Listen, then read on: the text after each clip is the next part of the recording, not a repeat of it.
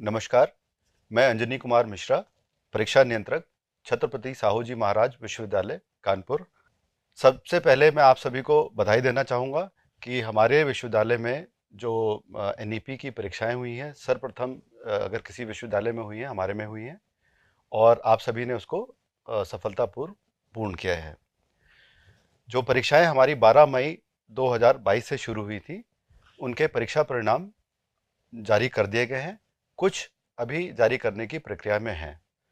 पिछले कुछ दिनों में मैंने देखा है कि हमारे प्यारे स्टूडेंट्स जो हैं, इनको कुछ अपने रिजल्ट के संबंध में कुछ समस्याएं या कन्फ्यूजन्स हैं, जो मैं अभी आज इस वीडियो के माध्यम से आप लोगों को बता करके दूर करना चाहूँगा। सबसे पहले मैं ये बताना चाहूँगा कि जो नेशनल एजुकेशन पॉलिसी 2020, इसके अंतर्गत जो रिजल्ट्स बनाना या सब्जेक्ट लेना वो किस प्रकार से है, जिससे आप लोगों को इसके बारे में थोड़ी सी जानकारी प्रदान हो जाए और आप ये जान जाएं कि विश्वविद्यालय रिजल्ट किस प्रकार से बनाता है। आप सभी को ज्ञात होगा, हर सेमेस्टर में एक विद्यार्थी को 3 मेजर, 1 माइनर, 1 वोकेशनल और 1 को करिकुलर लेना होता है। एक जो माइनर विषय है वो या तो इवन सेमेस्टर या ऑड सेमेस्टर में एक बार लेना होता है। दैट इज कि आपको 3 वर्ष में 3 माइनर पढ़ना होगा, या तो फर्स्ट या सेकंड या थर्ड या फोर्थ में से एक में किसी में, और या फिफ्थ और सिक्स में से किसी में भी, जो आपका चॉइस होगा। उसकी पूरी जानकारी विश्वविद्यालय के वेबसाइट में दी गई है। वो जो माइनर विषय हैं वो किस सेमेस्टर में क्या अवेलेबल होंगे उसके बारे में भी आपको बताया गया है। अब जब एक मेजर या माइनर कोई भी सब्जेक्ट लिया जाता है तो उसमें कुल अंक 100 होते हैं। उस 100 अंक में से 75 अंक होते हैं जो आपको बाहर की परीक्षा, मतलब जो थ्योरी एग्जामिनेशन विश्वविद्यालय कराता है, उसमें से लेने होते हैं, और 25 अंक आपको इंटरनल प्रदान किए जाते हैं। तो कुल दोनों का मिला करके 100 अंक आपको मिल जाता है। इसमें जो रिजल्ट बनाते वक्त जो हमारे शासनादेश जिसका प्रयोग किया जा रहा है, वो उत्तर प्रदेश सरकार का एक शासनादेश है जो दिनांक 20 अप्रैल 2022 को निकाला गया था। उसका नंबर भी मैं आपको बता दे रहा हूँ, संख्या, पत्र की संख्या या शासनादेश की संख्या, जिससे कि आप उसको जो एनआईसी की शासनादेश की साइट है उससे भी आप उसको निकाल करके और ठीक प्रकार से अध्ययन कर सकते हैं। पत्र की संख्या है 1032/3-2022-8 इन ब्रैकेट्स 35/2020, दिनांक 20 अप्रैल 2022। अब इसको मैं कुछ सिंपल एक्सप्लेन करना चाहूँगा। आप शासनादेश पढ़ेंगे तो आपको बहुत अच्छी तरह से उसका ज्ञान हो जाएगा, लेकिन एक सिंपल तरीके से एक्सप्लेनेशन अगर दूं मैं, तो उसमें यह है कि आपको 75 मार्क्स में से 33% ऑब्टेन करना है। That is 25 marks. अगर आप 25 मार्क्स करते हैं तो आप जो आपकी एक्सटर्नल परीक्षा है उसमें आप पास होते हैं। और वही जो वोकेशनल और को करिकुलर में थोड़ा सा अंतर है। वोकेशनल में 100 मार्क्स में से 40% मार्क्स प्राप्त करना है तो आप उसमें उत्तीर्ण पाए जाते हैं। अब यदि हम को करिकुलर की बात करें तो उसमें हम सिर्फ 75 मार्क्स में से 40% प्राप्त करना है आपको। दैट इज 30 मार्क्स आपको आने पर आप उत्तीर्ण होते हैं। और इसमें जो उत्तीर्ण का मार्क्स या ग्रेड से नहीं, वो क्यू और एन क्यू, मतलब क्वालिफाइड या नॉट क्वालिफाइड करके दिया जाता है। तो मैंने आप सभी को बताया कि ये किस प्रकार से कितने परसेंट पाने से आप लोग इसमें उत्तीर्ण घोषित होते हैं एक परीक्षा में, एक विषय में।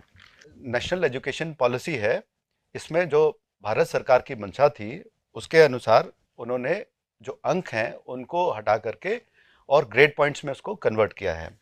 यदि आप सभी उसको जो मैंने जो शासनादेश आप सभी को बताया है, जिसमें जो मेंशन किया है, उसमें आप पढ़ेंगे तो आपका जो थ्योरी का मार्क्स होता है उसी पे जितने भी ग्रेड पॉइंट, ग्रेड लेटर और डिस्क्रिप्शन, मतलब आउटस्टैंडिंग, एक्सीलेंट, वेरी गुड, वो सब आपके थ्योरी के अंक के ऊपर ही दिए जाते हैं। तो आपका थ्योरी के अंक की महत्वपूर्ण स्थान जो था वही है, उसमें कोई कमी नहीं आई है। बस उसको अंक न प्रदर्शित करके उसको ग्रेड पॉइंट्स और ग्रेड लेटर्स में रिजल्ट में दिखाया गया है। जो शासनादेश है, जो भारत सरकार का जो ग्रेडिंग का पैटर्न है, उसके हिसाब से कुछ विद्यार्थियों को 0 ग्रेड पॉइंट दिखने पर उनको ये लगा है कि उनको 0 मार्क्स मिले हैं, जो कि गलत है। जो शासनादेश पढ़ेंगे तो उसमें आपको पता चलेगा कि आपको यदि 0 से लेकर के 32 अंक प्राप्त हुए हैं तो आपको ग्रेड पॉइंट 0 दिया गया है, और 33 से लेकर 40 अंक प्राप्त होने पर आपको 4 ग्रेड पॉइंट दिया गया है। इसी प्रकार से बढ़ते हुए क्रम में अगर आपको 91 से 100 अंक प्राप्त हुआ है तो आपको ग्रेड पॉइंट 10 दिया गया है, आउटस्टैंडिंग की ग्रेडिंग मिली हुई है, दैट इज ग्रेड लेटर आपको ओ दिखता है। और इसमें भी मैंने देखा है कुछ विद्यार्थियों की शिकायत है कि वो उनको ओ नहीं और 0 मिला हुआ है। वो मैं आप लोगों को बताना चाहूंगा, यदि आपके मार्क्स 91 से 100 हैं तो आप आउटस्टैंडिंग हैं, दैट इज ओ, ना कि 0। अब हम इस रिजल्ट की प्रक्रिया को एक बार जो फर्स्ट सेमेस्टर और सेकंड सेमेस्टर को मिला करके किस प्रकार से बनता है उसको जानने की कोशिश करेंगे। आपको सबको ज्ञात है कि हमारे विश्वविद्यालय ने फर्स्ट और सेकंड सेमेस्टर की परीक्षाएं करा दी हैं। फर्स्ट का रिजल्ट पहले आउट कर दिया गया था, मार्कशीट उसकी अवेलेबल है, और सेकंड की जारी की जा रही है या जारी कर दी गई है। तो इसमें जो प्रमोटेड, पास, फेल, इसका जो क्राइटेरिया है वो कैसे किया गया है उसके बारे में थोड़ा सा मैं आपको बताना चाहूँगा। आप सभी को ज्ञात होगा कि फर्स्ट सेमेस्टर में हर विद्यार्थी को 3 मेजर विषय लेने होते हैं, और 3 ही मेजर विषय उसको सेकेंड सेमेस्टर में लेने होते हैं। तो जो हम रिजल्ट बनाते हैं उसमें एक तो मेजर विषय का जो भी टोटल क्रेडिट्स होता है उसके अंदर 50% क्रेडिट उसको लेना होता है उत्तीर्ण होने के लिए। अब इसके साथ एक और कंडीशन है, जो आपके 3 + 3 6 ये मेजर विषय हो गए, और 2 आपके 2 पेपर हो गए वोकेशनल और को करिकुलर, और एक माइनर विषय हो गया, है ना। इन सभी का जो ग्रेड पॉइंट होता है टोटल, उसको ऐड करके उसका 50% आने पर आपको उत्तीर्ण घोषित किया जाता है। तो ये 2 मेजर कंडीशंस हैं। मैं एक बार फिर से रिपीट करूंगा, मेजर विषय के टोटल क्रेडिट्स में से 50% क्रेडिट पाना है, और सभी विषयों के टोटल क्रेडिट में से 50% क्रेडिट पाने हैं उत्तीर्ण होने के लिए। ये 2 मेजर कंडीशंस हैं आपको उत्तीर्ण घोषित करने के लिए। अब एग्जाम्पल के साथ में आपको ज्ञात होगा कि 3 विषय आपको मेजर पहले सेमेस्टर में और 3 आपको दूसरे सेमेस्टर में पढ़ना होता है। तो दैट मीन्स टोटल आपके 6 मेजर विषय हो गए, और 6 में से आपको हर जो पेपर होगा उसमें 6 क्रेडिट्स होते हैं। तो दैट मीन्स कि टोटल आपके पास में 36 क्रेडिट बनते हैं फर्स्ट और सेकेंड सेमेस्टर को मिला करके। तो 50% 36 क्रेडिट का आपका 18 क्रेडिट हो गया। यदि आप 18 क्रेडिट पाते हैं तो आप पहला कंडीशन मीट करते हैं। उसके बाद में आ जाते हैं हम सेकेंड कंडीशन जो मेजर है, वो ओवरऑल टोटल का 50%। कैसे? मेजर आपके विषय हो गए 6, और माइनर में आपको 6 क्रेडिट होता है। फर्स्ट और सेकेंड सेमेस्टर में एक आप लेते हैं, उसमें आपको 6 टोटल क्रेडिट मिलते हैं, और वोकेशनल में आपको 6 क्रेडिट्स मिलते हैं। तो अगर हम इसका टोटल करें तो 36 + 6 + 6 दैट मीन्स 48 टोटल क्रेडिट्स होते हैं, और उसका 50% क्रेडिट 24 क्रेडिट्स होता है। सो आप अगर 24 क्रेडिट ऑब्टेन करते हैं तो आप ये दूसरी कंडीशन भी पास कर लेते हैं, और आपका जो परीक्षा फल है उसी प्रकार से उत्तीर्ण घोषित किया जाता है। अब एक जो भ्रांति प्यारे बच्चों में है वो मैं बताना चाहूंगा कि यदि कोई विद्यार्थी पहले सेमेस्टर में किसी कारण से फेल घोषित हो जाता है, मतलब उसका किसी में भी वो एब्सेंट हो जाता है या उसका कैरिड फॉरवर्ड हो जाता है, तो फेल घोषित करने का एनईपी में कोई प्रोविजन नहीं है। विषम से सम सेमेस्टर में हम हमेशा उस विद्यार्थी को प्रमोट किया जाता है। एक बार फिर बताना चाहूंगा, विषम से सम सेमेस्टर में विद्यार्थी को प्रमोट किया जाता है, उसके मार्क्स का कोई उस वक्त इतना उससे कोई इफेक्ट नहीं होता है। अब लेकिन जब सेकेंड सेमेस्टर में विद्यार्थी दे देता है अपना पेपर, तो जो क्यूमुलेटिव उसका रिजल्ट बनता है फर्स्ट और सेकेंड सेमेस्टर को मिला करके, तो जैसा कि मैंने आप सभी को बताया था कि आपको विषय मेजर विषय का टोटल क्रेडिट में से 50% लेना है, चाहे वो फर्स्ट में प्राप्त हो गए हों और सेकंड में कम प्राप्त हुए हों, चाहे दोनों को मिला के प्राप्त हुए, चाहे एक किसी भी सेमेस्टर में 18 उसको 50% क्रेडिट प्राप्त हो गया हो। तो आप किसी भी कंडीशन में आप मीट कर रहे होंगे तो आपको पहला कंडीशन आप मीट कर जाते हैं। और उसी प्रकार ओवरऑल क्यूमुलेटिव टोटल में से, जैसा मैंने आपको बताया था, 48 में से 24 क्रेडिट्स आपको ऑब्टेन करने, तो आपको पास घोषित कर दिया जाता है। और यदि इससे कम है तो आपको एक्स स्टूडेंट की तरह से सेकेंड सेमेस्टर के बाद में टैकल किया जाएगा। और आप एक्स स्टूडेंट होंगे तो आप मैंने जो फर्स्ट सेमेस्टर की परीक्षा, जब भी उस फर्स्ट सेमेस्टर की परीक्षा होगी विषम सेमेस्टर की, आप उसमें अटेम्प्ट करके उसको पास कर लीजिए। और उसी प्रकार जब सब सेमेस्टर की परीक्षा होगी तब आप सेम सेमेस्टर का पेपर अटेम्प्ट करके उसको पास कर लीजिए। और जैसे ही आप उसको उत्तीर्ण कर लेते हैं, जो उसकी कंडीशंस दो मैंने बताई, आप लोगों को आपको उत्तीर्ण कर दिया जाएगा और आप आगे का अध्ययन जारी रख सकते हैं। तो इसमें जो है परीक्षाएं, आपको पता है कि ऑलमोस्ट हर चौथे या पांचवें महीने में आपकी परीक्षाएं कराई जा रही हैं। अब जो मेजर कन्फ्यूजन्स को अगर मैं समराइज करूं, तो जो बच्चों में मेजर भ्रांतियां हैं, एक तो ग्रेड पॉइंट और क्रेडिट पॉइंट, इसके बारे में है। तो मैंने आप सभी को बता दिया, जीरो ग्रेड पॉइंट जीरो नहीं है, उसमें आपको 32 अंक तक प्राप्त हुए होंगे, जीरो से लेके 32 अंक तक। इसीलिए आपको उसमें ग्रेड पॉइंट जो दिया गया फॉर्मूला है। और आपकी मार्कशीट के नीचे उसमें शासनादेश का और ये ग्रेड पॉइंट्स का सबका लिंक दिया गया है। आप सभी से अनुरोध है कि आप उसको क्लिक करके उसका अध्ययन कर लीजिए और उसकी जानकारी रख लीजिए, जिससे कि किसी को इस प्रकार की कोई कंफ्यूजन ना रहे। और इसमें आपको अपना मनोबल डाउन नहीं करना है। 0 से 32 तक जीरो ग्रेड पॉइंट आने से इसमें कोई वो नहीं है। आपको पूर्ण अंक प्राप्त किया है, और मेहनत करिए और अच्छे नंबर लाइए, और उससे आपको ग्रेड पॉइंट और ऊपर दिया जाएगा। उसके बाद में जैसा कुछ विद्यार्थियों की कंप्लेन आई हुई है कि उनको प्रमोटेड लिखा जाएगा, तो पूरे ही उनको उनके मार्कशीट में प्रमोटेड डिस्प्ले होगा।